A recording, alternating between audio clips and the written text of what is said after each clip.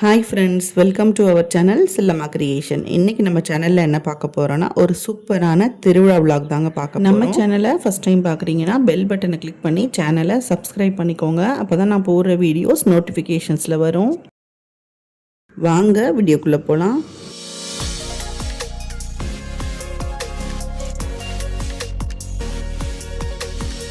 இந்த திருவிழா பார்த்திங்கன்னா எங்கள் ஊரில் 47 வருஷமாக நடந்துக்கிட்டு இருக்குது.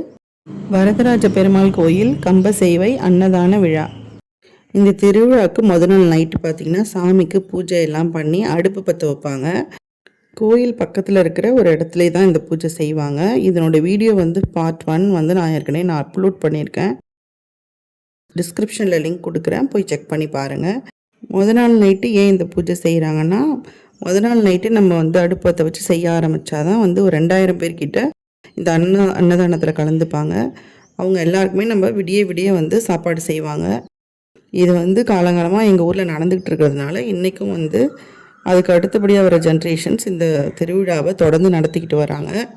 இந்த திருவிழாவோட ஸ்பெஷல் என்னென்னு பார்த்தீங்கன்னா எங்கள் ஊரில் எல்லாருமே இந்த கோயிலில் வேண்டிக்கிட்டு பெருமாளை வேண்டிக்கிட்டு மடிப்பிச்சை எடுப்பாங்க.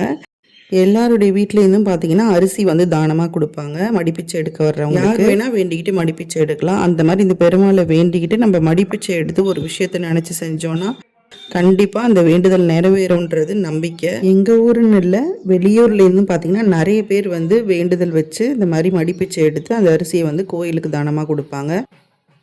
மடிப்பிச்சை எடுக்க வரவங்களுக்கு அரிசியே தானமாக கொடுக்கணும். திருவிழா முடிஞ்சு 3 நாள் பார்த்திங்கன்னா எங்கள் ஊரில் நாடகம், அப்புறம் இன்னிசை நிகழ்ச்சி, பாட்டு பட்டிமன்றம், இந்த மாதிரி கலை நிகழ்ச்சி நடத்துவாங்க.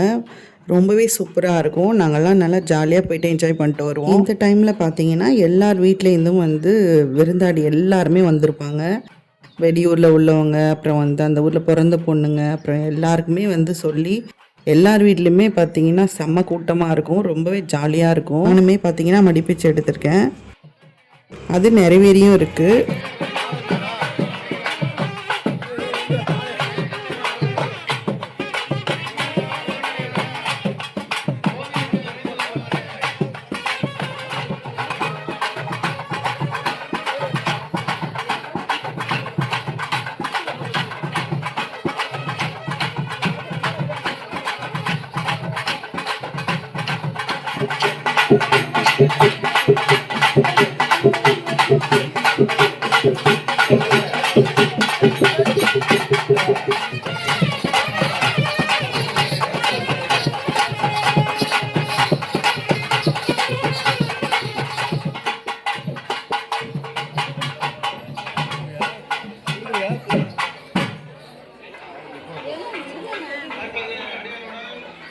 கோவிலுக்கு வந்துவிட்டார்கள்.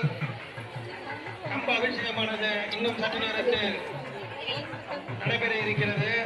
பொதுமக்கள் அமைதி காத்து விழாவினை சிறப்பிக்குமாறு கிராமவாசிகளின் சார்பாக கேட்டுக்கொள்கிறோம். இந்த கம்ப சேவைக்கு வெளிநாட்டிலிருந்து வந்திருக்கும் அனைத்து நிறுவனங்களுக்கும் வெளியூர்களிலிருந்து அளிப்பாங்க எல்லாராலையும் செய்ய முடியாது. ஆமா, கர்ணன் அவ்வளவு தானமும் செஞ்சார ஒழிஞ்சு அன்னதானம் மட்டும் அவர் செய்யல.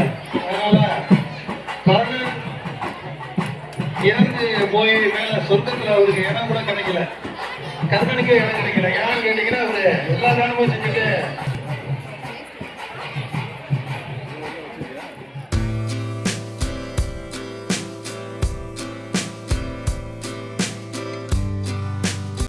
அன்றைக்கி கோயிலில் பார்த்திங்கன்னா கம்பத்தில் காசு வச்சு எண்ணெய் வைக்கணும்.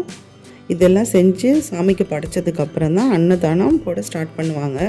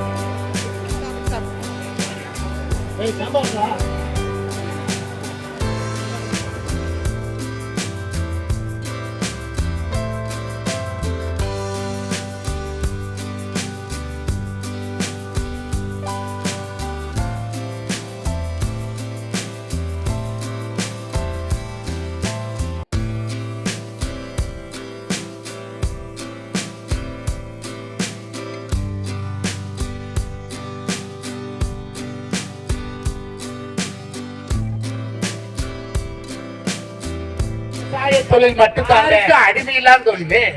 அந்த தொழில் பண்றவன முதல் கட்டுன்னு பொண்டாட்டி மதிக்கிறாளையா, அவன் மச்சான் அவன் அக்கா புருஷன் வெளிநாட்டுல இருந்தான் நம்மளை போட்டு தோன்றான். எங்க மச்சம் வெளிநாட்டுல போயிட்டு 50,000